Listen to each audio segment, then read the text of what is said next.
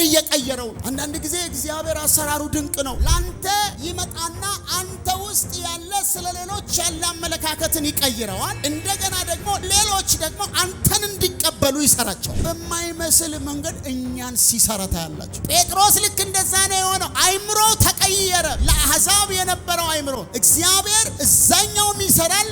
ራሱ ጴጥሮስን ደግሞ ለዛ ዓላማ ይቀይረው። እንድትረዳቸው በሰጠ ሰዎች እግዚአብሔር በእነሱ በኩል ሆኖ ይረዳል። ብዙ ጊዜ አይቻለሁ።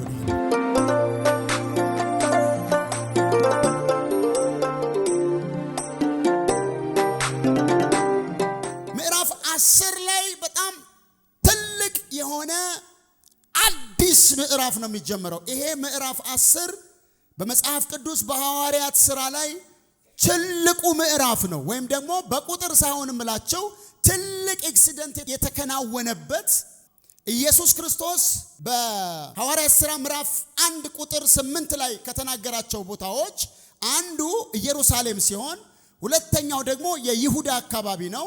ሶስተኛው የድብልቅ ሕዝብ የሆነ ሰማሪያ፣ ከሰማሪያ ቀጥሎ እስከ ምድር ዳር የሚል ቃል አለ።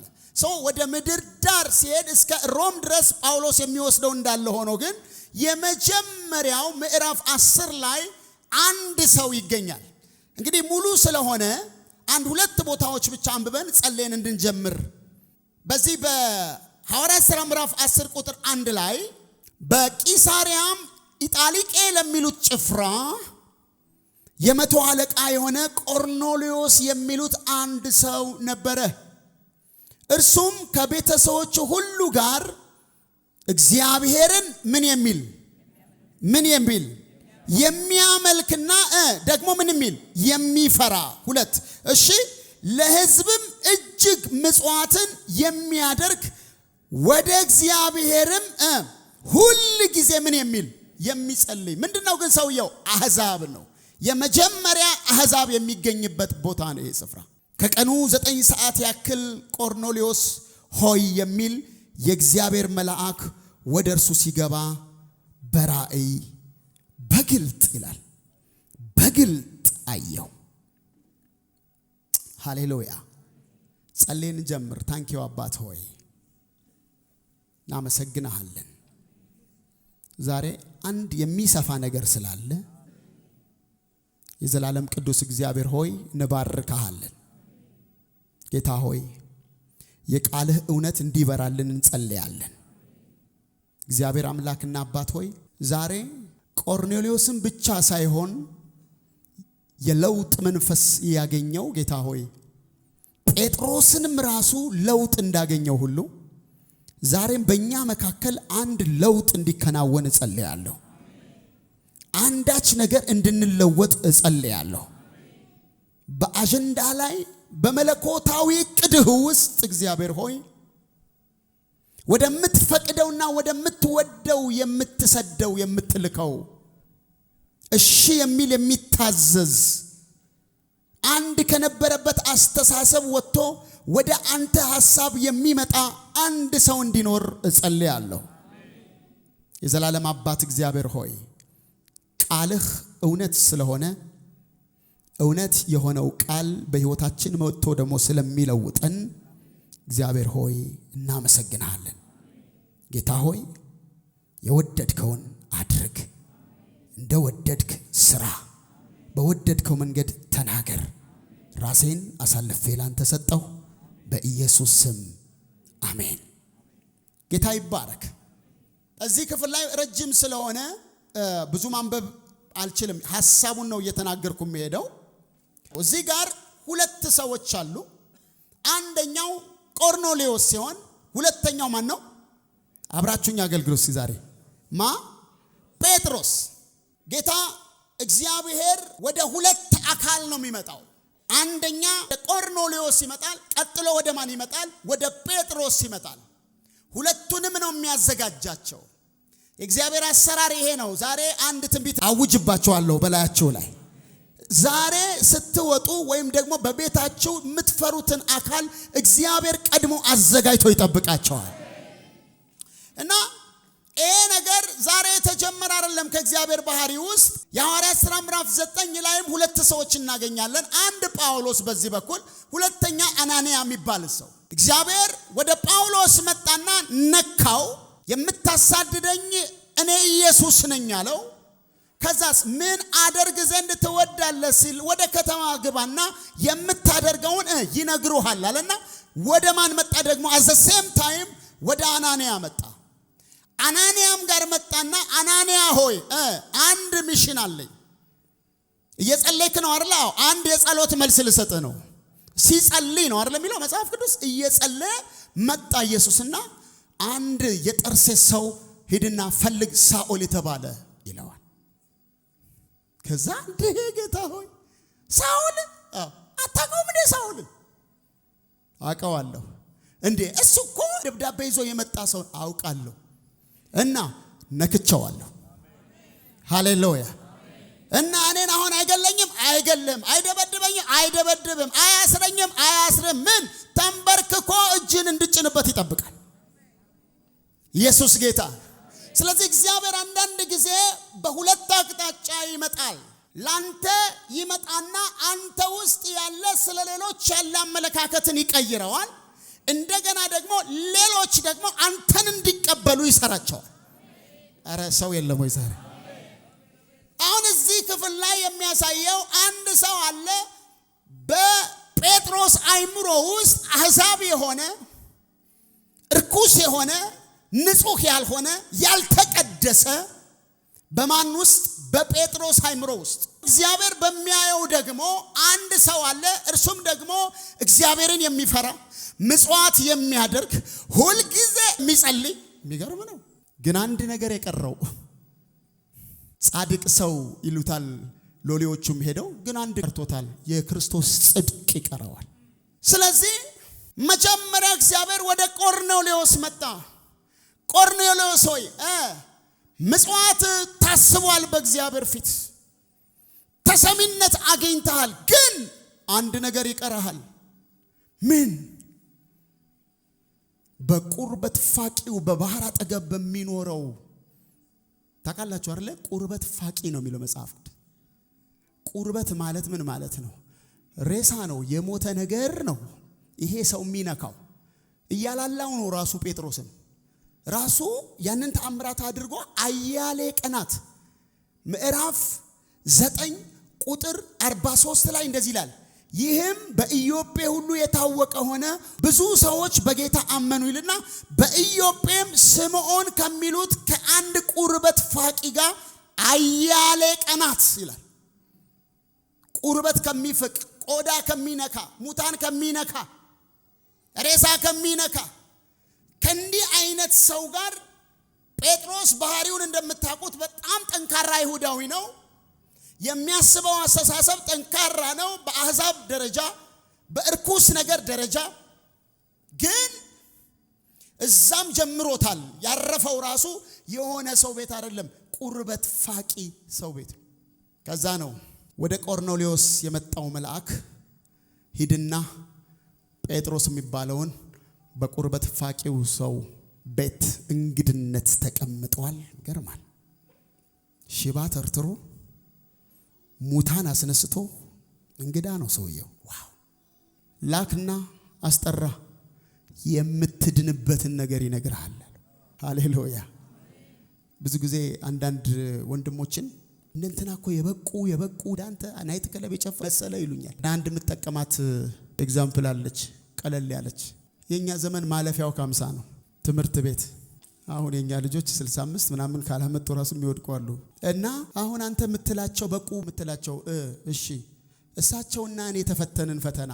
እሳቸው 49.9 አመጡ፣ እኔ ደግሞ ነበርኩኝ ኔጌቲቭ 2 አመጣው። እና ማን ያለፈው? እሳቸው ናቸው አይላል። እንዴት ያልፋሉ? ማለፊያው እኮ 50 ነው። ስለዚህ 49.9 ነው ያመጡት። ስለዚህ በእግዚአብሔር ፊት ማንም ስጋ የለበሰ ሁሉ እንዳይጸድቅ ግልጥ ነው። ስለዚህ ኢየሱስ መጣና ለኔ 54 ሰጠኝ። ስለዚህ ከ50 በላይ ሆንኩኝ። ለሳቸው 3 ሲሰጣቸው እሳቸውም ከ50 በላይ ሆኑ፣ ሁለታችንም ጸደቅ። ይሄ ነው የሆነው። ማንም ከማንም አይለይም። ስለዚህ ይሄ ሰው እየጸለየ ነው። ይሄ ሰው ስሙ ጻድቅ ነው፣ ግን ያስፈልገዋል ምን? ኢየሱስ። ሰው መጽደቅ የሚችለው በክርስቶስ ኢየሱስ በማመን ብቻ ነው። ስለዚህ የምትድንበትን ነገር ይነግርሃል። ሂድ ላካቸው። ሄደ። እዛ እየሰራ አይኔ ጌታ ወደ ጴጥሮስ ደግሞ መጣ። ጴጥሮስ ጋር መጣና በአራት ማዕዘን የተያዘ በሸማ ውስጥ ያለ ብዙ የሚርመሰመሱ አንክሊን የሆኑ ወይም ደግሞ የማይበሉ በእስራኤል ጽዩፍ የሆኑ ረፕታይልስ የሆኑ ኢቭን እነዚህን አህዛቦች ራሱ እንደዛ ነው የሚጠሯቸው። ይሄ እንደ እባብ እንደማይበሉት በዛ ስም ነው የሚጠሯቸው። ምን? እርኩስ ብለው። ከዛ ነው መጣና አወረደና ጴጥሮስ ሆይ ርቦታል፣ ሊበላ ነው፣ እያዘጋጁለት ነው። በራእይ ያየ እነዚህን እረድና ምን በል ብላ። አንዳንድ ቦታ ላይ ሰዋና ይላል ምሁራን ሲጽፉ። ማለት ሰዋ ማለት በቃ ሰዋቸው ለኔ ነው፣ ተቀብያቸዋለሁ ነው። ይሄ 3 ጊዜ ሆነ ይላል። ጌታ ሆይ ብሎ አይሆንም ማለት የሰር ኖሰር አለ። ወዲያው ሰማችሁ? ጌታ ሆይ ብለ እሺ ነው የሚባለው። ጌታ ሆይ ብለ ግን አይሆንም። አንዳንድ ሰዎች በዚሁ ሰብር ያለው ጌታ ሆይ ካልክ እሺ ነው፣ አንተ ታውቃለህ ነው። ሕዝቅኤል የማይሆን ነገር እንኳን ሲሆን አረ ይሄ ሊሆን አይችልም ሳይሆን ያለው እንደዚህ አንተ ታውቃለህ። ስለዚህ ጌታ ሆይ አይሆንም፣ እርኩስ ነገር የሚያጸይፍ ነገር በልቻ አላቅም። ከዛ አንድ ቃል መጣ፣ እግዚአብሔር ያነጻውን አንተ አታርክሰው። አንክሊን የነበራችሁ ሰዎች አሜን አትሉም? እኛ እኮ ነን ቆርኔሌዎስ። እሱ እንደውም በጸሎት በመናምን ይበልጠናል። እግዚአብሔር ያነጻውን ምን አትበለው አንተ አታርክሰው። እግዚአብሔር ጴጥሮስ ጋር መጀመሪያ የአይምሮ ስራ እየሰራ ነበረ። ይህን መጽሐፍ ስታስቡት ማን እንዲለወጥ የተሰራ ነው ካላችሁ ቆርኔሌዎስ እንዲለወጥ የተሰራ ይመስላል። ግን አት ዘ ሴም ታይም ማን እየተለወጠ ነው? ጴጥሮስ ራሱ እየተለወጠ ነው። ጴጥሮስ የነበረው አመለካከት እግዚአብሔር እየቀየረው ነው። አንዳንድ ጊዜ እግዚአብሔር አሰራሩ ድንቅ ነው። እንድትረዳቸው በሰጠ ሰዎች እግዚአብሔር በእነሱ በኩል ሆኖ ይረዳሃል። ብዙ ጊዜ አይቻለሁ ይሄን። ከዚህ በፊት ነግሬያችሁ ከሆነ አንድ ትልቅ ቋጥኝ እግዚአብሔር አንድን ሰው ውለታ ዋለልኝ አለው። ወይ ጌታ ላንተ በጣም ቅጭጭ አለ፣ ድክም ያለ ይሄን ነገር ግፋና እዛች ጋር አድርስልኝ በቃ ለኔ ስትል አለው። እሺ ጌታ ሆይ ብሎ በየጧቱ እየተነሳ ይገፋል፣ በየማለዳው እየተነሳ ይገፋል። ቢያየው ንቅንቅ አይሉ። እግዚአብሔርን ደግሞ አለመታዘዝ አልፈለገም። ከዛ 1 ዓመት ሙሉ ገፋና ምናም ብሎ ጌታ ሆይ አለው። በቃ መረረውና ጌታ ሆይ ምንድነው የማይነቃነቅ የማይለወጥ ነገር እኮ ነው ግፋ ያልከኝ ጌታ ሆይ። እኔ እኮ ግፋ ያልኩ እሱን እንድትለውጠው አይደለም አንተ እንድትለወጥ። እግዚአብሔር አንዳንዴ በማትገምቱት መንገድ እናንተን ይለውጣቸዋል። ላንተ ብሎ የሆነ ሰው ይሰጣል። አንተ የሆነ ሰው እየሰራህ እንደሆነ፣ የሆነ ሰው እየረዳህ እንደሆነ፣ የሆነ ሰው እያገስክ እንደሆነ፣ የሆነ ነገር እያሰብ ኖ አንተ እየተረዳህ ነበር፣ አንተ እየታገስክ ነበር። ዕንባቆም ለዚህ በጣም ጥሩ ምሳሌ ነው።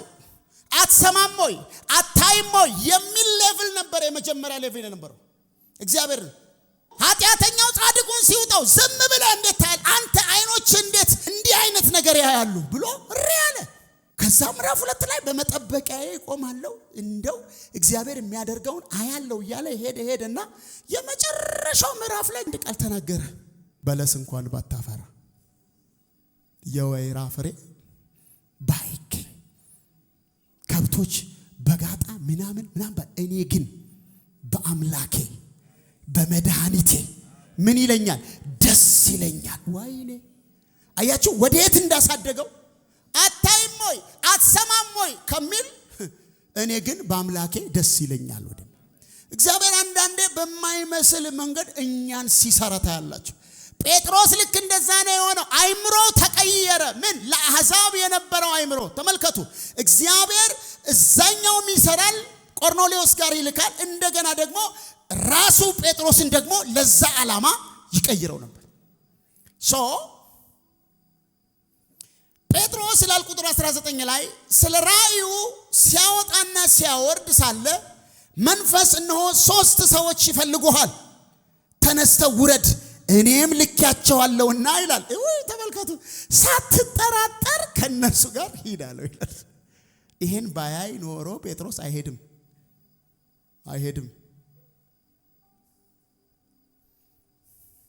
ስለዚህ ሰዎቹ መጡ። አለፍ አለፍ እያልን የመጣችሁበት ምክንያት ምንድነው አላቸው። ያንኑ ደገሙለት። አንድ ጻድቅ ሰው ቆርኔሌዎስ የተባለ እንዲህ ከእግዚአብሔር በራእይ ተረዳ፣ ስለዚህ ወደ አንተ ላከን አሉ። ከዛ እንዲያድሩ እንግድነት ተቀበላቸውና በነገታው ተነስቶ ከነርሱ ጋር ወጣ ይላል። ተመልከቱ፣ ጠየቃቸው እነሱን። መንፈስ ቅዱስ ነግሮታል፣ መንፈስ ቅዱስ አሳይቶታል። ከዛ ደግሞ እንደገና እኔ ነኝ አሁንም የላኳቸውና እንዳትጠራጠር ብሎታል። ከዛ ደግሞ እንደገና ሰዎቹ ሲመጡ ደግሞ ምንድነው ብሎ ጠየቃቸው። እነሱም ደግሞ እንዲህ ሆኖ መልአክ ቀድሞ ገብቶ እንዲህና እንዲያ ሆኖ ነው ወደ አንተ የተላክ ነው ሰምቷል። ከዛ በነገታው ካሳደራቸው በኋላ እንግዲህ መቼም ሌሊቱን ሙሉ የሆነ ነገር ሲሰማ ነው የሚያድረው። አብረው እሱ ቤት ነው ያደሩት። ከዛ በነጋውም ተነስቶ ከነርሱ ጋር ወጣ። በኢዮጴም ከነበሩት ወንድሞች አንዳንዶችን እንደ ኤቪደንስ ማለት ነው፣ እስቲ እዛ ምን ያደርጋል ብለው ሊያዩ ሆኑ አሮን ነው፣ ከእሱ ጋር አብረው ሄዱ። በነጋውም ወደ ቂሳሪያ ገቡ። ቆርኔሌዎስም ዘመዶቹንና የቅርብ ወዳጆቹን በአንድነት ጠርቶ ይጠባበቅ ነበር ይላል። የሚገርም ሰው ነው።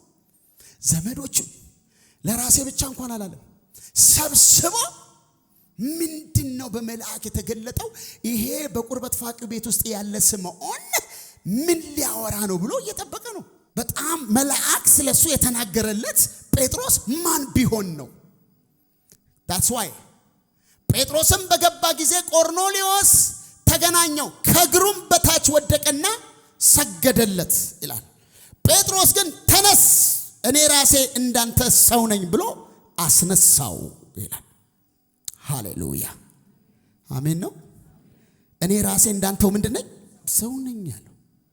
ከዛ አሁንም የሚናገረው ቃል አለ ጴጥሮስ ቁጥር 27 ላይ እግዚአብሔር እንደዛ ቢያወርድ እኔ ምንም አይገርመኝም። 3 ጊዜ ነው የሚለው መጽሐፍ ቅዱስ ራሱ።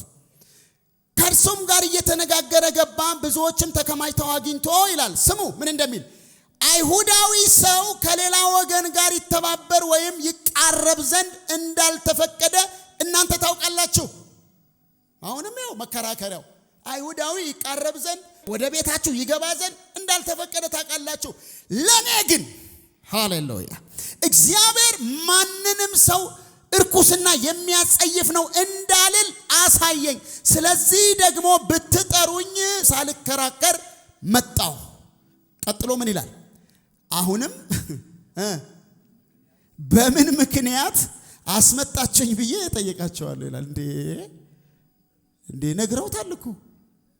አሁንም ገና አሁንም በምን ምክንያት አስመጣችሁኝ ብዬ ጠይቃቸዋለሁ አላቸው። ቆርኔሌዎስም እንዲህ አለው ይልና አሁንም ይደግምለታል። ያንኑ እኔም አሁን እንኳን አልደግመውም። እዚህ ጋር 3ኛ ጊዜ ነው ደገመው። አንተም ደግሞ ስለመጣ መልካም አደረክ ይለዋል። ቁጥር 34 እንግዲህ አንተ ከእግዚአብሔር ዘንድ የታዘዝከውን ሁሉ እንድንሰማ እኛ ሁላችን አሁን በእግዚአብሔር ፊት በዚህ አለን። አንድ በረከት ልባርካችሁ በኢየሱስ። እጆቻችሁን ከፍ አድርጉና ሰዎች በጌታ በኢየሱስ ስም እስኪ ስለ አምላክህ ንገረን ብለው ቁጭ ብለው እንዲሰሟችሁ የሚያደርግ የእግዚአብሔር ጸጋ ያገኛቸው። በኢየሱስም የእግዚአብሔር ጸጋ ያገኛችሁ። ሰዎችን እግዚአብሔር ቀድሞ አዘጋጅቶ ሙክክ አድርጎ ያስቀምጥላችሁ። በጌታ በኢየሱስም ካንተ ዘንድ መስማት እንወዳለን ይበሏችሁ። ሃሌሉያ ኢየሱስ ጌታ ነው። እንግዲህ ይሄው ተዘጋጅተናል።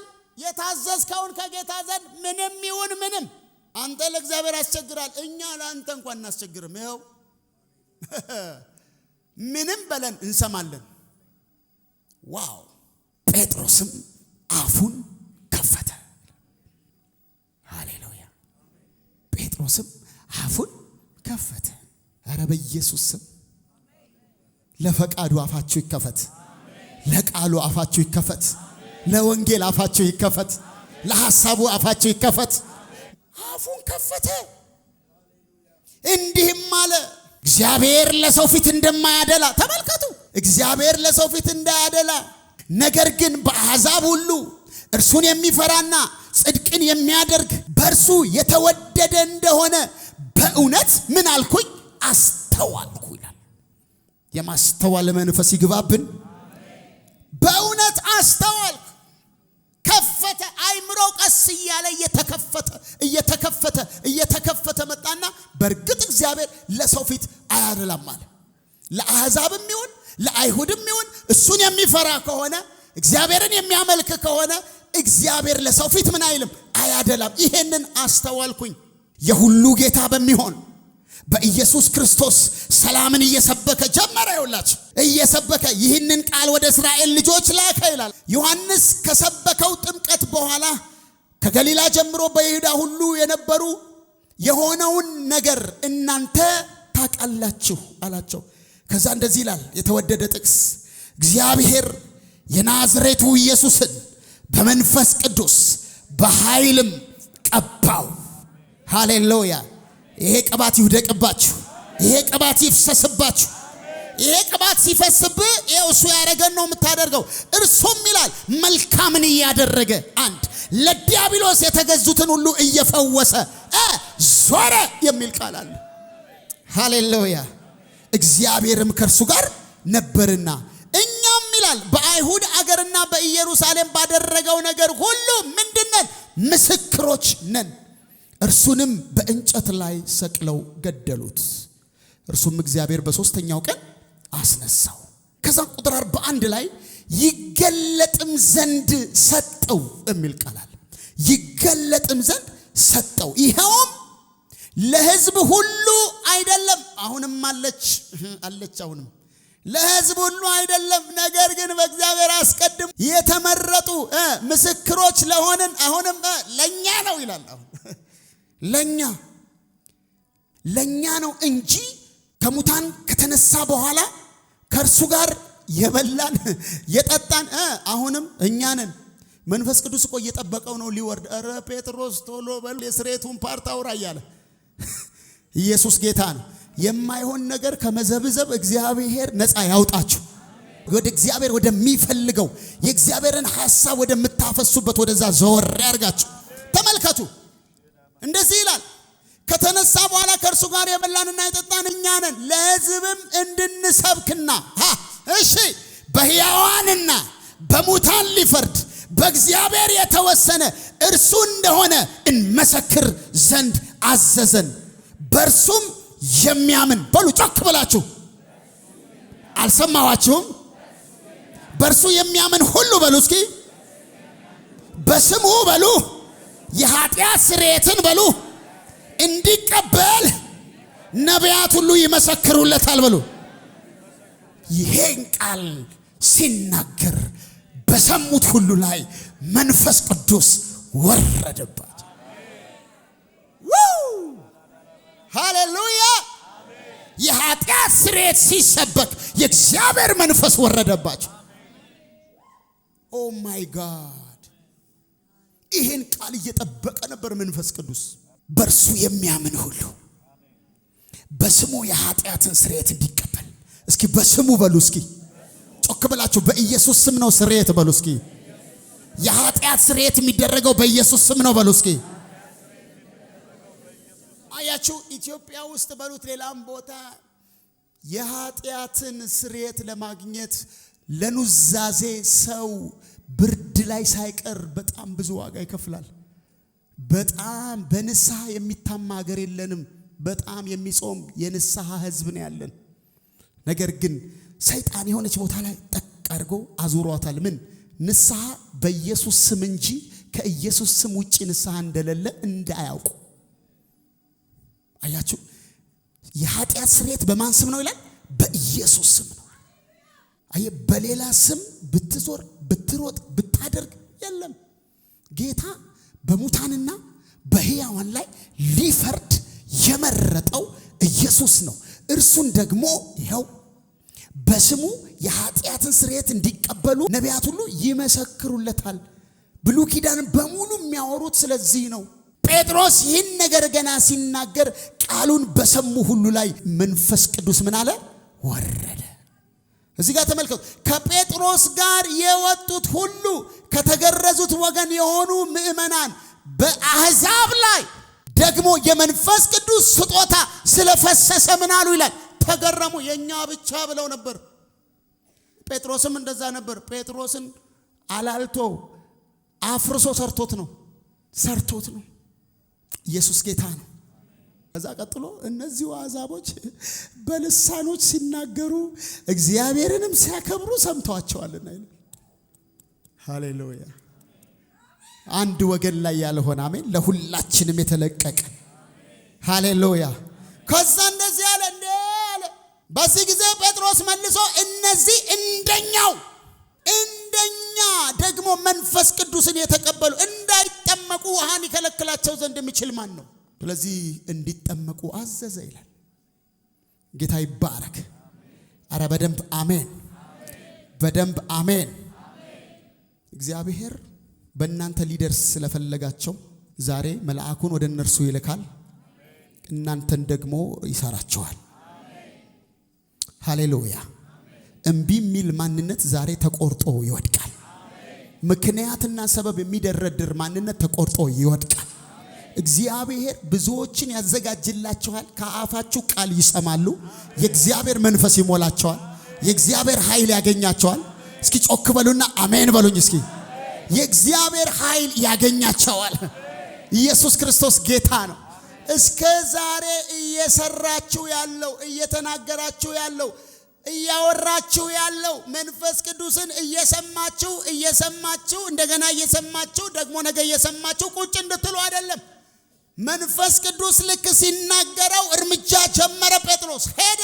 ስለዚህ የእግዚአብሔር መንፈስ ይናገራል። አዎ፣ ግን አሁንም ተናገረኝ። አሜን አሜን አሜን። አዎ፣ ነገም ተናገረኝ። አሜን። ዘንዋት ከተናገረ በኋላ መስፋት አለ፣ መሄድ አለ፣ በተናገረ ላይ መድረስ አለ። ኢየሱስ ጌታ ነው። ስለዚህ ዛሬ እንደዚህ ብዬ ጸልያለሁ። ያጠራችሁ ነገር በሙሉ ዛሬ በቃሉ ፈረሰ።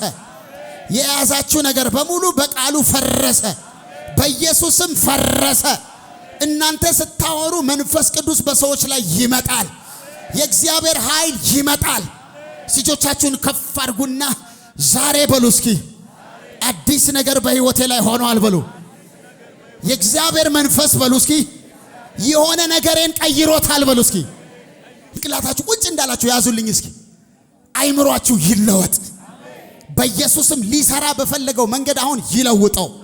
እስኪ በደንብ አሜን በሉ። ይለውጠው በኢየሱስም፣ ይለውጠው በኢየሱስም፣ ይለውጠው። በጴጥሮስ ላይ የሰራው የእግዚአብሔር መንፈስ ዛሬ ወደ እናንተ ይምጣ። እምቢ ባላችሁበት ነገር፣ ምክንያት ባበዛችሁበት ነገር፣ አልነቃነቅ ባላችሁበት ነገር አስተሳሰባችሁ ይለወጥ። አመለካከታችሁ ይቀየር። የአምልኮ አመለካከት ይቀየር። የወንጌል አመለካከት ይቀየር። የክርስትና አኗኗር አመለካከት ይቀየር።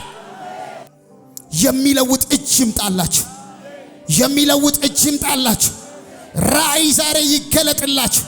እግዚአብሔር ዛሬ በሌሊት ይናገራችሁ። የነገ ጣፈንታችሁን ይናገራችሁ። ነገ ሊሰራባችሁ የፈለገውን ይናገራችሁ። እግዚአብሔር ባንቺ ያሰበውን ይናገር። መለኮታዊ ፕሮግራሙን ይግለጥልሽ። መለኮታዊ ፕሮግራሙን ይግለጥልህ። አያለው የሚያንቀሳቀስ እጅ ሲመጣ ኢየሱስ ያድናል። እስኪ በደንብ አሜን በሉ። አይምሮ ይቀየር ዛሬ። አይምሮ ይቀየር ዛሬ። ሳልከራከር መጣው እንዳለ ክርክርን ነቅሎ የሚጥል የእግዚአብሔር መንፈስ ሂድ ወደ አለ ሁሉ መሄድ እንድትችል፣ አድርግ ያለህን ማድረግ እንድትችል፣ ለዛ የሚሆን አስተሳሰብን የሚለውጥ መንፈስ ያግኘ